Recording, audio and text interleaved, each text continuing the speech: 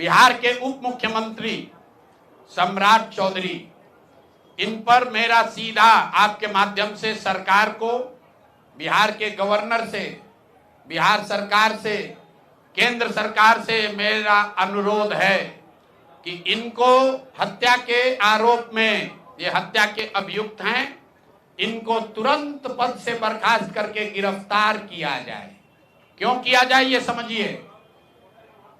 तारापुर में 1995 में 7 लोगों की जो हत्या हुई और 7 मारे जाने वाले लोग कुशवाहा समाज के लोग थे। ये बिहार में जाति की राजनीति करने वालों के लिए सबक होना चाहिए।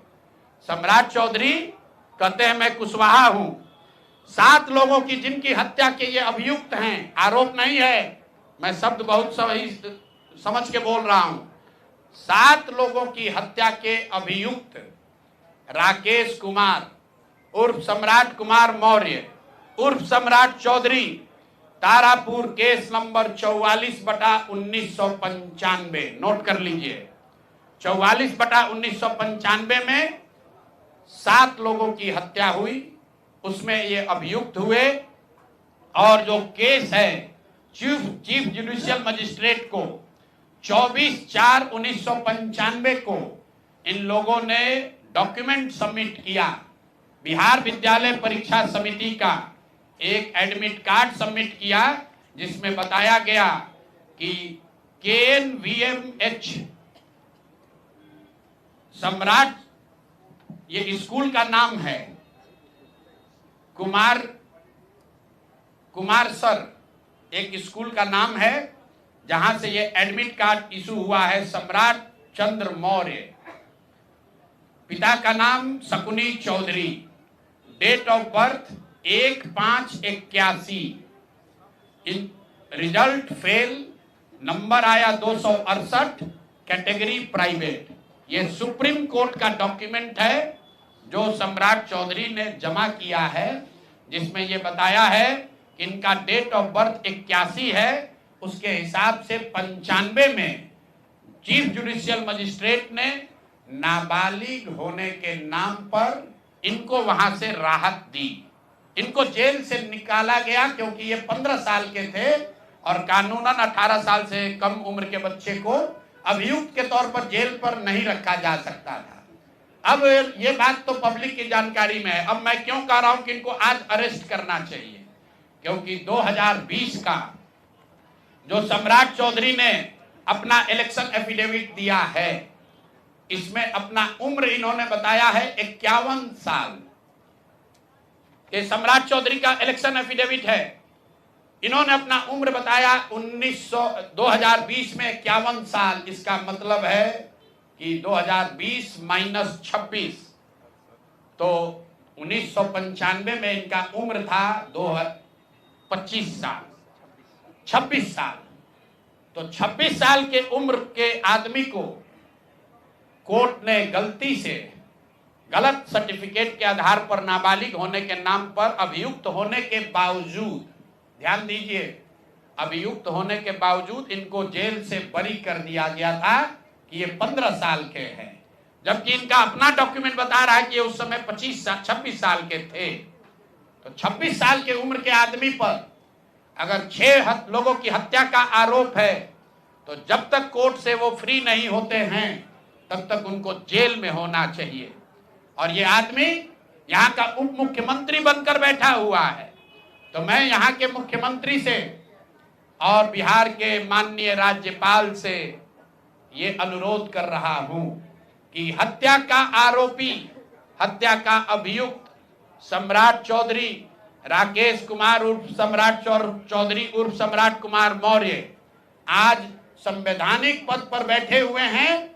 ये देश के संविधान का, देश के विधि विधान का इससे बड़ा अपमान नहीं हो सकता है कि जिस व्यक्ति को जेल में होना चाहिए वो आदमी यहाँ का उप मुख्यमंत्री बना हुआ है। तो मुख्यमंत्री नीतीश कुमार सीधे इस पर कार्रवाई करें।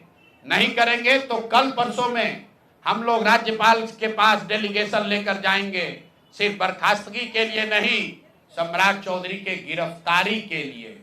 पूरा समझिए, मैं कैमरे पर कह रहा हूं, सम्राट चौधरी हत्या के अभियुक्त है, जेल से फर्जी डॉक्यूमेंट निकाल कर बाहर निकले हैं। या तो इनको बर्खास्त करके गिरफ्तार कीजिए और नहीं तो देश में जितने लोग हत्या किए हैं उनको भी जेल से छोड़ दीजिए। ये हालात है, ये डॉक्यूमेंट है आपके सामने।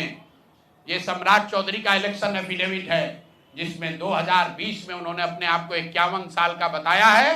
उसके मुताबिक 1995 में वो 26 साल के थे और कोर्ट में इस आधार पर इनको बरी किया गया है कि ये 15 साल के बालक हैं। तो ये बता दें कि ये हत्या के आरोपी हैं। इन्होंने जो सर्टिफिकेट दिया है वो ठीक है कि नहीं है। बाकी ये भाई साहब जो घोटाला किए हैं अपने डिग्री उग्री में, तो बहुत छोटी बात है। आज की प्रेस कॉन्फ्रेंस सीधी हम लोग मांग कर रहे हैं, सम्राट चौधरी को हत्या के अभियुक्त हैं, 6 हत्या के अभियुक्त हैं, उनको गिरफ्तार कीजिए और नहीं तो बिहार में जितने लोग पर अभियुक्त जिनको बनाया गया उनको सबको छोड़िए। इस देश में अलग अलग कानून नहीं हो सकता है। और ये गृह मंत्री के साथ घूम रहे हैं। मोदी जी को हम लोग कल पत्र लिखेंगे कि आपके पार्टी का नेता, जितने लोग भाजपा के समर्थक हैं, भाजपा के जितने लोग नेता हैं, कार्यकर्ता हैं, वोटर हैं, आपके जरिए से सबको बता रहा हूं, मेरे भाई एक बार अपने दिल पर हाथ रखकर सोचो। जिस व्यक्ति पर 6 लोगों की हत्या का आरोप है, जो व्यक्ति 6 लोगों की हत्या का अभियुक्त है, उसको तुम अपना नेता बनाकर बिहार का उप मुख्यमंत्री बनाए हो और तुम अपराध की बात करते हो, तुम जंगल राज की बात करते हो। तो सम्राट चौधरी को अभी के अभी पद से इस्तीफा देकर पुलिस को अरेस्ट करना चाहिए और अगर पुलिस अरेस्ट नहीं करती है तो हम लोग कोर्ट में मूव करेंगे, कोर्ट के संज्ञान में इस बात को लाएंगे कि साहब ये बताइए कि कैसे आपने इनको बेल दिया है, कैसे इनको आप समाज में बाहर रहने की अनुमति दे रहे हैं। और सम्राट चौधरी की अंतिम बात, इनके अपराध की गाथा की, सिर्फ हत्या के अभियुक्त नहीं है। बिहार में पुरानी पत्रकारिता करने वाले लोग, आपने शिल्पी गौतम के रेप और हत्याकांड की कहानी सुनी होगी। आपने सुना होगा कि लालू जी के जंगल राज का जब चरम सीमा था, जितनी यहाँ माताएं बहनें हैं, जो पढ़े लिखे लोग, समझदार लोग हैं, स्वच्छ छवि वाले बिहार में रहने वाले लोग हैं, याद कर लीजिए शिल्पी गौतम रेप और मर्डर केस, जिसमें एक डॉक्टर के लड़के को और शिल्पी गौतम के साथ ऐसा आरोप लगा था कि उनके साथ सामूहिक बलात्कार और उसके बाद उनकी हत्या कर दी गई थी। साधु यादव पर उसका आरोप लगा था, बड़ी हंगामा हुआ, सीबीआई में केस गया।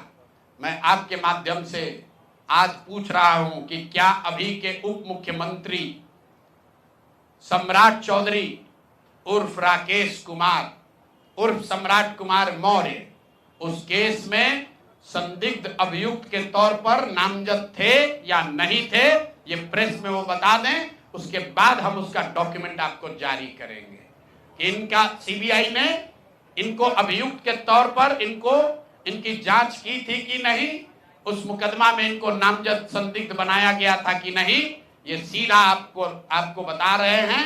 ये आए और ये पूरा केस तब के भाजपा के नेता सुशील कुमार मोदी जी ने उठाया था और तब सम्राट चौधरी यही साधु यादव और राजद के गैंग के हिस्सा थे।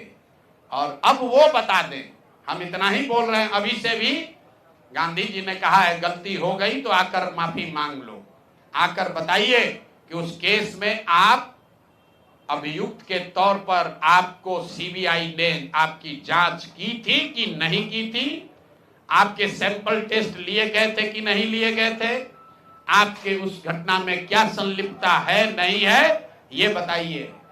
उस केस में आपको बता देते हैं, लालू जी का प्रभाव था, साधु यादव को बचाने के लिए केस को बंद कर दिया गया, लेकिन वो केस खत्म नहीं हुआ। पटना के एक एक आदमी को याद है वो घटना।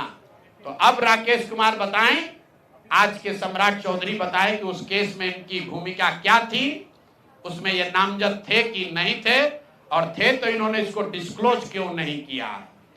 अब आज का घोषणा खत्म।